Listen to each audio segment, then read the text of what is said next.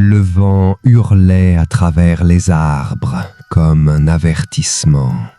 Dès que j'ai mis le pied sur la propriété, un froid glacial m'a traversé, s'enfonçant profondément dans mes os.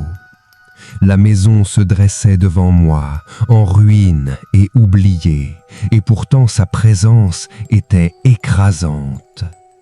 Je ne savais pas pourquoi mon oncle me l'avait légué. C'était un homme silencieux, une ombre dans l'histoire de notre famille. Et pourtant, me voilà, debout sur le seuil de sa demeure abandonnée, prêt à la vendre et à tourner la page. La porte s'est ouverte dans un grincement douloureux, comme si la maison elle-même refusait de me laisser entrer. L'air était vicié, chargé d'une odeur de pourriture. Le silence était oppressant, brisé uniquement par le bruit de mes pas résonnant dans les couloirs vides. Quelque chose n'allait pas, un malaise indescriptible mais profondément ressenti. J'ai essayé d'ignorer cette sensation, la mettant sur le compte de l'anxiété, mais plus j'avançais, plus la température chutait. Des ombres dansaient au coin de mes yeux, toujours en mouvement, toujours hors de vue. Et puis, je l'ai entendu, un murmure, faible au début, comme une voix portée par le vent. Elle appelait mon nom. Ce n'était pas une simple maison abandonnée. Quelque chose était là, qui m'observait, qui attendait. Et j'ai compris que je n'étais pas le premier à franchir cette porte. Partie 1. Le comportement étrange de la maison. La première nuit fut la pire, de celle où l'on reste allongé, les yeux fixés au plafond, trop effrayé pour dormir, mais trop épuisé pour rester éveillé. Le silence était lourd, suffocant.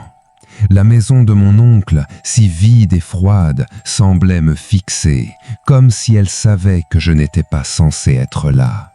Je me suis répété que ce n'était que l'isolement, l'étrangeté d'un lieu laissé à l'abandon depuis des années. Mais alors, les choses étranges ont commencé. D'abord, c'étaient des détails, presque insignifiants. Une tasse laissée sur le comptoir de la cuisine se retrouvait ailleurs. Les lumières du couloir clignotaient alors que personne ne touchait aux interrupteurs. Je me disais que c'était dû à l'âge de la maison, aux installations qui se dégradaient. Mais ensuite sont venues les ombres. Elles bougeaient, toujours à la limite de mon champ de vision. J'apercevais furtivement une silhouette au fond d'un couloir ou dans une pièce, mais dès que je tournais la tête, il n'y avait plus rien. Au début, je pensais que mon esprit me jouait des tours, mais au fil des jours, je compris que ce n'était pas une illusion. Puis, les murmures sont arrivés, doux, à peine audibles, comme si quelqu'un m'appelait au loin. Je me réveillais en pleine nuit en les entendant, une voix grave et rauque. Je m'asseyais dans le lit, tendant l'oreille, mais dès que je bougeais, le silence revenait, toujours juste hors d'atteinte, comme si la maison voulait me parler, mais ne me laissait entendre que ce qu'elle voulait. J'ai tenté de rationaliser, le vent, les vieilles canalisations, le bois qui craque. Mais quelque chose dans ces sons me semblait intentionnel, comme s'il tentait d'attirer mon attention, de m'attirer plus profondément dans la maison. Un après-midi, alors que je travaillais dans le bureau, j'ai entendu des pas dans le couloir, lents, lourds. J'ai d'abord pensé que c'était Buster, il agissait étrangement ces derniers temps, évitant certaines pièces. Mais en levant les yeux, le couloir était vide. J'ai vérifié, le cœur battant, je me suis avancé dans le couloir. Arrivé en haut de l'escalier, je me suis figé. En bas, il y avait un vieux miroir fendu. Je ne l'avais jamais remarqué. La lumière s'y reflétait d'une manière étrange, troublante. Et c'est là que je l'ai vu. Dans le reflet, une silhouette sombre, floue, au fond du couloir. Je me suis retourné brusquement. Personne, rien que le couloir vide. Les murmures sont intensifiés. Ce n'était plus une voix, mais plusieurs, toutes parlant à la fois, faibles mais pressantes. Mon cœur s'est emballé, les mains tremblantes, je reculais lentement, les yeux fixés sur le miroir.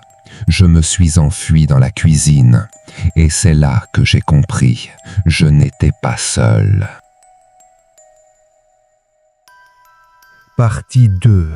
Le chien, Buster et les forces invisibles. Quelques jours après le début des événements étranges, une voisine est venue frapper à la porte. Elle s'appelait Madame Keller et elle vivait juste en face depuis aussi longtemps que je me souvienne. Une vieille dame, toujours gentille, mais un peu étrange.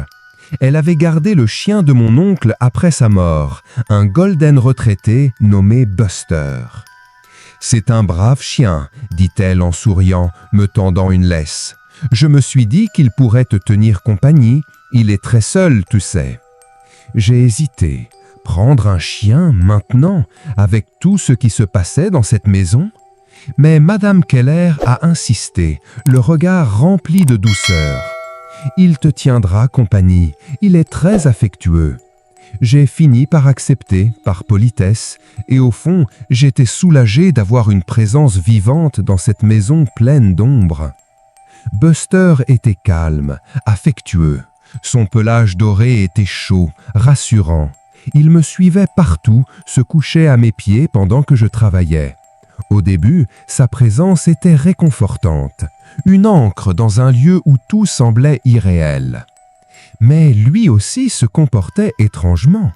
Buster refusait de monter à l'étage. Peu importe ce que je faisais, friandises, jouets, appels, il restait assis en bas des escaliers, geignant, grognant parfois. Ses yeux fixaient le palier supérieur avec une peur visible. Sa queue entre les jambes, son corps tendu. C'était comme s'il sentait quelque chose là-haut. Je ne comprenais pas. Un chien comme lui n'a pas peur des escaliers, pas sans raison. Et pourtant, chaque fois que je montais, il restait figé en bas, me fixant avec des yeux suppliants. Son malaise ne faisait que grandir. Et puis, il a disparu. Je venais de terminer mon travail et m'apprêtais à lui donner une friandise. Il était à côté de moi, les yeux brillants d'impatience. J'ai tendu la main vers le pot, je l'ai ouvert, tourné le dos une seconde. Quand je me suis retourné, Buster n'était plus là. Je l'ai appelé, parcouru la maison en panique. Cette maison, déjà grande, semblait soudain un labyrinthe. Toutes les pièces étaient vides, cuisine, salon, bureau, même à l'étage il n'y avait rien. Le silence régnait. Buster avait disparu. Je suis sorti dans le jardin, criant son nom. Le vent s'est levé, soufflant à travers les arbres comme un rire moqueur. J'ai fouillé chaque recoin de la propriété. Aucune fenêtre ouverte, aucune porte laissée entr'ouverte, rien. J'ai arpenté le quartier, appelant encore l'angoisse montant. Comment avait-il pu s'échapper? Et surtout, où était-il? Alors que je commençais à perdre espoir, prêt à imprimer des avis de chiens perdus, j'ai entendu quelque chose. Des griffes, des pas pressés. Je me suis retourné. Buster se tenait dans l'embrasure de la porte. Sa queue remuait doucement, il me regardait, calme, comme s'il n'avait jamais disparu.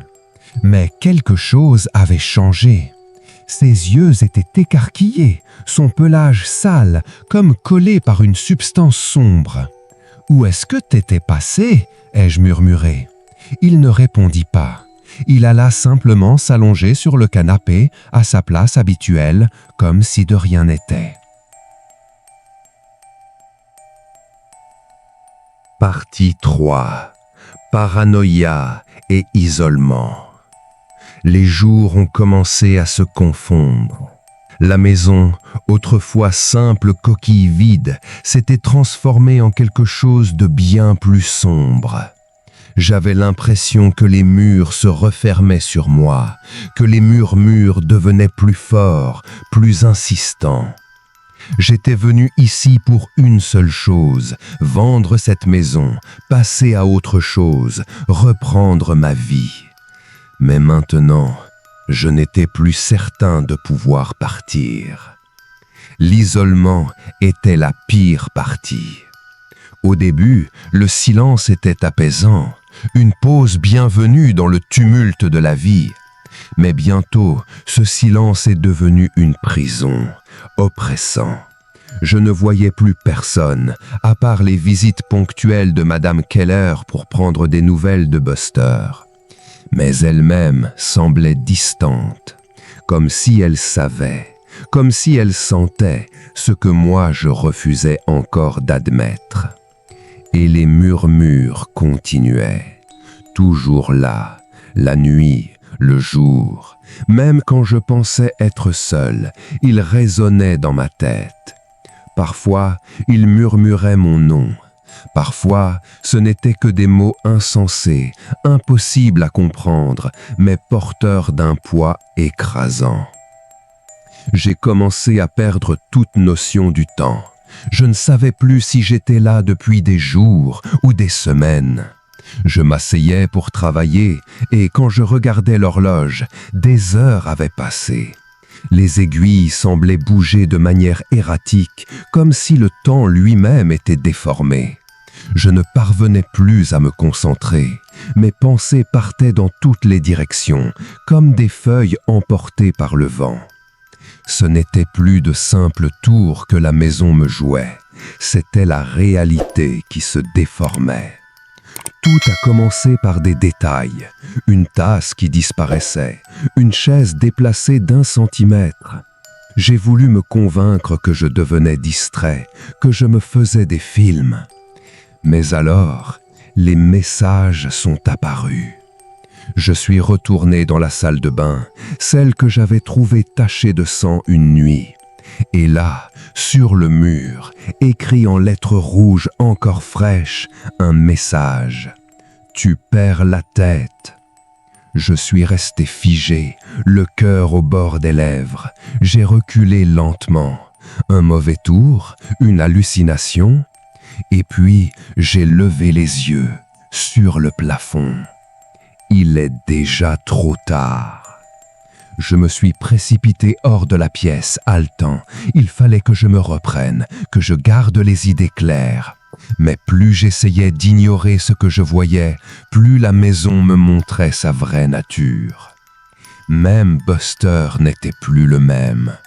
Il ne quittait plus la cuisine, refusait catégoriquement d'approcher les escaliers, même pour une friandise.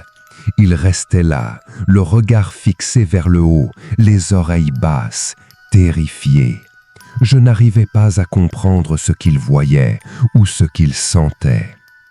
Une nuit, je suis entré dans le bureau et j'ai trouvé un autre message sur le mur, le même. « Tu perds la tête ?» Mais cette fois-ci, il y avait une suite.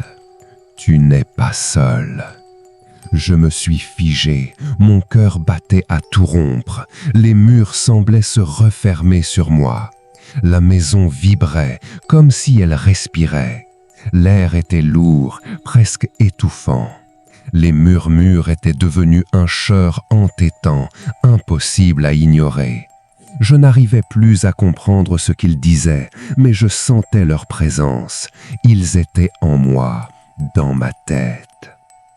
Je ne faisais plus confiance à mon esprit, plus à mes sens. Je doutais de tout. Était-ce vraiment Buster que je voyais? Était-ce vraiment moi? Était-ce vraiment réel? J'ai essayé d'appeler ma femme. J'avais besoin d'entendre sa voix, de me rappeler que le monde extérieur existait encore. Mais la ligne était morte. Aucune tonalité, aucun signal, rien. Comme si la maison m'avait coupé du monde. Je suis resté assis, figé, le combiné à la main, incapable de réfléchir. Et puis, je l'ai entendu. Des pas, lents, Lourd, précis, mon cœur s'est arrêté. Je me suis levé, les jambes tremblantes. J'ai marché jusqu'à l'escalier. Les pas devenaient plus proches. Quelqu'un était là-haut. Allô? Ai-je soufflé? Qui est là? Silence. Je posai le pied sur la première marche et quelque chose bougea juste à la limite de ma vision. Une ombre, un mouvement furtif. J'ai tourné la tête. Rien.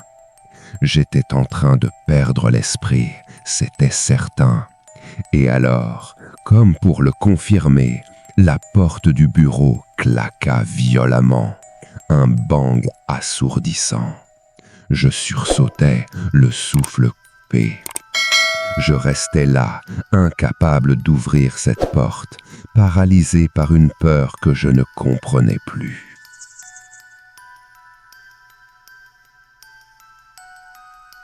Partie 4. Le paranormal et l'inexplicable. La maison ne se cachait plus, elle n'en avait plus besoin.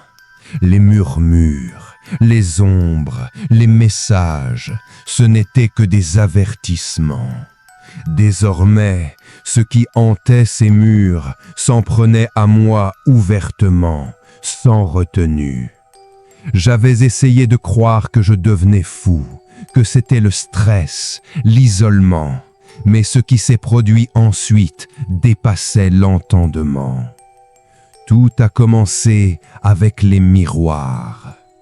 Depuis la première nuit, j'avais évité celui du couloir, celui dans lequel j'avais vu la silhouette sombre, mais je ne pouvais plus détourner le regard.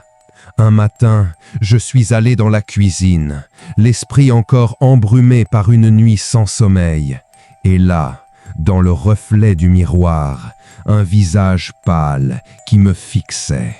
Ce n'était pas le mien. Je me suis figé. Le reflet a cligné des yeux.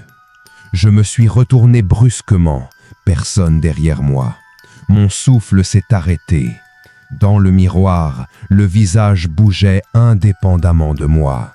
Il me fixait, froid, vide. Puis, il a souri, lentement, d'un sourire déformé, presque inhumain. Je suis tombé en arrière, les jambes coupées, et soudain, plus rien. Le reflet avait disparu. Je n'ai plus osé regarder ce miroir. Je suis resté dans la cuisine des heures, essayant de me convaincre que j'avais imaginé tout ça. Mais l'impression de ne jamais être seul ne me quittait plus. La maison semblait connaître chacun de mes mouvements. Elle anticipait mes gestes. Je ne pouvais plus traverser une pièce sans sentir un regard dans mon dos. L'air était lourd, chargé d'une odeur de moisissure et de mort. Même Buster s'éloignait de moi. Il ne me regardait plus. Il restait dans son coin, tremblant, refusant tout contact. Et moi, je changeais. Je ne me reconnaissais plus. Des souvenirs simples m'échappaient. Où avais-je posé mes clés? Pourquoi étais-je entré dans cette pièce? Chaque jour, je me sentais un peu plus étranger à moi-même, comme si quelqu'un d'autre prenait lentement ma place. Une nuit, alors que j'errais dans les couloirs, incapable de dormir, je l'ai entendu. Les pas, lents, lourds, répétitifs. J'ai couru vers l'escalier, mais cette fois, les pas ne s'éloignaient pas. Ils descendaient vers moi. Je reculais, le cœur battant à tout rompre. Les ombres autour de moi semblaient s'allonger, se déformer. Et puis, je l'ai vue. Une silhouette en haut de l'escalier, grande, entourée d'ombre. Son visage était flou, mais je sentais son regard, glacial, impitoyable. « Qui est là ?» ai-je soufflé, la voix tremblante. Pas de réponse. Elle restait là, immobile, comme si elle attendait. J'ai plongé la main dans ma poche, mon téléphone, disparu. Je paniquais, je levais les yeux, la silhouette avait disparu. À sa place, une tache sombre sur le mur. Je m'approchais lentement. La tache était fraîche, humide, rouge, du sang. Et puis, la maison a tremblé. Les murs ont gémi, le sol a vibré, l'air est devenu irrespirable. Je suffoquais, ma vision se brouillait. Je suis tombé contre le mur, puis au sol. Et c'est là que les murmures sont revenus. Mais cette fois, ils hurlaient, un vacarme insoutenable, comme si la maison tout entière criait dans mon crâne. « Tu n'aurais jamais dû venir », grinça une voix. « Il est trop tard », siffla une autre. « Tu es des nôtres », chuchota une troisième. J'ai voulu crier, mais aucun son n'est sorti. Je ne pouvais plus bouger, comme si la maison elle-même m'écrasait. Et puis, elle est apparue. Une silhouette, une femme, au centre de la pièce. Son visage pâle, ses vêtements trempés de sang. Partie 5. L'affrontement final et la tentative d'évasion. La maison m'avait brisé. Les murs avaient murmuré mon nom. Les ombres m'avaient traqué. Et elle, la femme en sang, elle était venue pour moi. Chaque recoin de cette maison me semblait hostile, oppressant. Ce n'était plus un lieu, c'était une prison, et j'étais son prisonnier. Je devais fuir. Je ne pouvais pas passer une nuit de plus ici. La maison m'avait poussé au bord de la folie. Les voix, les messages, les silhouettes, ce n'étaient plus des signes, c'étaient des ordres, et j'en avais assez. Le cœur battant, je me suis dirigé vers la porte d'entrée. L'air de la maison était plus lourd que jamais. Mes poumons semblaient lutter pour chaque souffle. Mes yeux scrutaient chaque recoin, attendant que quelque chose surgisse. Mais je m'en fichais, je devais sortir. J'ai saisi la poignée et une décharge glacée a parcouru mon corps. La porte ne s'ouvrait pas. J'ai tourné la poignée encore, rien. Le verrou ne bougeait pas, bloqué de l'intérieur. « Non, non !» ai-je crié, paniqué, en tirant de toutes mes forces. « Laisse-moi sortir !» Et là, la maison a répondu. Un grondement sourd a fait vibrer le sol sous mes pieds. Je suis tombé à genoux. La porte ne refusait pas seulement de s'ouvrir, elle me repoussait. La maison ne voulait pas me laisser partir. L'obscurité s'est épaissie. Les ombres ont glissé le long des murs, vivantes, mouvantes. Je me suis retourné. Dans un coin, elle était là, la femme, la silhouette couverte de sang. Elle me fixait. Son sourire s'est élargi, déformé, impossible, et elle a murmuré d'une voix qui semblait venir de partout à la fois. « Tu ne peux pas partir. Tu nous appartiens. » J'ai voulu courir, mais mes jambes ne bougeaient plus. Je n'étais plus qu'un pantin. La maison m'avait pris. Mais je n'allais pas me laisser faire, pas sans me battre. Mon regard a balayé la pièce. Sur le comptoir de la cuisine, un couteau, le même que j'avais utilisé quelques jours plus tôt. Je me suis traîné jusqu'à lui. J'ai saisi le manche. L'acier froid contre ma peau m'a ramené à la réalité.